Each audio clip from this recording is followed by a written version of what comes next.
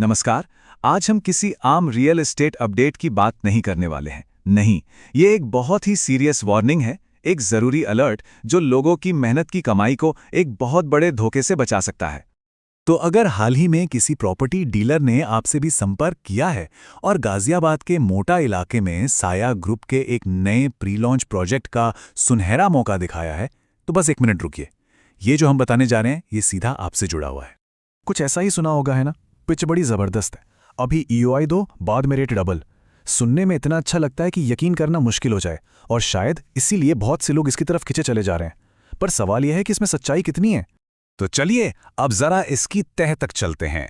एक तरफ है वो कहानी जो ब्रोकर्स सुना रहे हैं और दूसरी तरफ है असली कानूनी दस्तावेज और कोर्ट के ऑर्डर्स। आइए देखते हैं कि इन दोनों में कितना बड़ा फर्क है। ये देखिए, यहाँ वादा और हकीकत बिल्कुल आमने सामने हैं। एक तरफ एक्सक्लूसिव प्री लॉन्च का सपना बेचा जा रहा है और दूसरी तरफ कड़वी सच्चाई ये है कि जमीन पर तो कोर्ट का स्टे लगा हुआ है। जहां प्रायोरिटी अलॉटमेंट की बात हो रही है, वहीं बिल्डर खुद कह रहा है कि उसका कोई लेना देना ही नहीं है। और जहां रेट डबल होने का लालच दिया जा रहा है, वहां असल में एक क्रिमिनल केस चल रहा है। ये जो जमीन आसमान का फर्क है ना, यही सबसे बड़ा रेड फ्लैग है। और देखिए, ये सिर्फ सुनी सुनाई बातें नहीं है। ऐसा नहीं है कि किसी ने कुछ कह दिया और हम मान लें। हमारे पास 3 ठोस सबूत हैं, 3 बड़े बड़े रेड फ्लैग्स जो सीधे सीधे कानूनी कागजात से निकल कर आए हैं। चलिए एक एक करके इन पे नजर डालते हैं। ये है पहला और सबसे बड़ा सबूत। गौतम बुद्ध नगर की कमर्शियल कोर्ट ने इसी साल 30 जनवरी 2024 को इस जमीन पर स्टेटस को का ऑर्डर पास किया।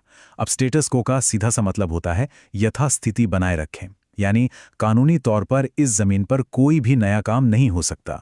ना कोई इसे बेच सकता है, ना खरीद सकता है, न ही किसी भी तरह का कोई एग्रीमेंट कर सकता है।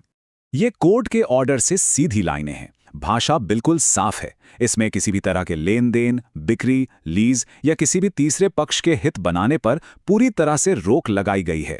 तो सोचिए, अगर कोई जमीन पर बुकिंग के लिए पैसा मांग रहा है तो वो सीधा सीधा कोर्ट के आदेश की अवहेलना कर रहा है। अब ये वाला पॉइंट तो और भी चौंकाने वाला है। एक तरफ मार्केट में ब्रोकर्स साया ग्रुप का नाम जोर शोर से इस्तेमाल कर रहे हैं, और दूसरी तरफ खुद साया ग्रुप ने अपने वकीलों के जरिए लिखित में ये साफ कर दिया है कि उनका इस जमीन से कोई लेना देना नहीं है। ये बात उन्होंने 27 जनवरी 2024 को एक कानूनी नोटिस के जवाब में कही है। ये उनके वकीलों के जवाब का सबसे अहम हिस्सा है। वो साफ कह रहे हैं कि आज की तारीख तक हमारे क्लाइंट्स ने जमीन के संबंध में कोई भी अरेंजमेंट नहीं किया है। तो सवाल ये उठता है कि अगर बिल्डर का कोई लेना देना नहीं है, तो फिर ये जो पैसा इकट्ठा किया जा रहा है, ये जा कहाँ रहा है? ये बहुत ही गंभीर सवाल है जिस पर सोचना जरूरी है। और बात सिर्फ सिविल डिस्प्यूट तक ही नहीं रुकी है। अब इस मामले ने एक क्रिमिनल टर्न ले लिया है। केडब्ल्यू ग्रुप, जिनके पास असल में जमीन के डेवलपमेंट राइट्स हैं, उन्होंने जमीन मालिकों के खिलाफ धोखाधड़ी और विश्वासघात जैसे गंभीर आरोपों में मधुबन बापूधाम पुलिस स्टेशन में एफआईआर दर्ज करवा दी है। अब एफआईआर का मतलब समझिए। जब एफआईआर दर्ज होती है, इसका मतलब है कि पुलिस ने अब इस मामले को गंभीरता से लिया है और इसकी एक औपचारिक जांच शुरू कर दी है। और आरोप भी कोई छोटे मोटे नहीं है, धोखाधड़ी, धोखा और पैसों के गबन से जुड़े हुए हैं।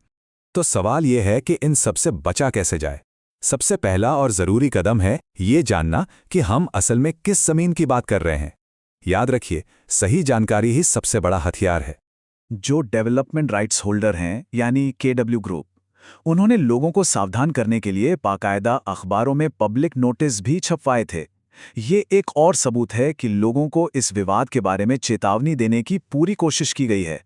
ये स्लाइड शायद सबसे ज्यादा जरूरी है। स्क्रीन पर जो आप देख रहे हैं, ये वो खसरा नंबर्स हैं जिनका जिक्र कोर्ट के ऑर्डर में है। अगर कोई आपको इस प्रोजेक्ट से जुड़ा कोई भी डॉक्यूमेंट दिखाता है, तो सबसे पहले इन नंबर्स को उस डॉक्यूमेंट से मिलाइए। अगर ये नंबर मैच करते हैं तो समझ लीजिए कि ये एक नो गो जोन है, इससे दूर रहना है। तो इन सारी बातों का मतलब क्या है? मेहनत की कमाई का क्या होगा? अब हम आते हैं सबसे जरूरी हिस्से पर, जो सीधा फाइनेंशियल सेफ्टी से जुड़ा है। यदि कोई ब्रोकर आपको अप्रोच करता है तो आपको ये 4 कदम उठाने हैं। बिल्कुल ध्यान से सुनिए। नंबर 1, फौरन रुक जाइए। कोई ईओआई साइन मत कीजिए, एक भी रुपया ट्रांसफर मत कीजिए।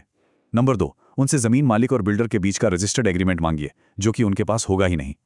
नंबर 3, खसरा नंबरों को उस लिस्ट से वेरीफाई कीजिए जो हमने अभी दिखाई। और चौथा और सबसे जरूरी, इस जानकारी को और लोगों तक पहुंचाइए ताकि वो भी इस जाल में फंसने से बच सकें। तो आखिर में बस एक ही सवाल बचता है, रियल एस्टेट में ये जो मौका चूक जाने का डर होता है ना, जिसे फोमो कहते हैं, ये अक्सर हमें जल्दबाजी में गलत फैसले लेने पर मजबूर कर देता है। लेकिन क्या ये डर इतना बड़ा होना चाहिए कि कोई अपनी जिंदगी भर की जमा पूंजी दांव पर लगा दे? जब भी कोई शक हो तो बस एक बात याद रखिए, सबसे अच्छा और सबसे सेफ इन्वेस्टमेंट है सावधानी। सुरक्षित रहिए, सतर्क रहिए।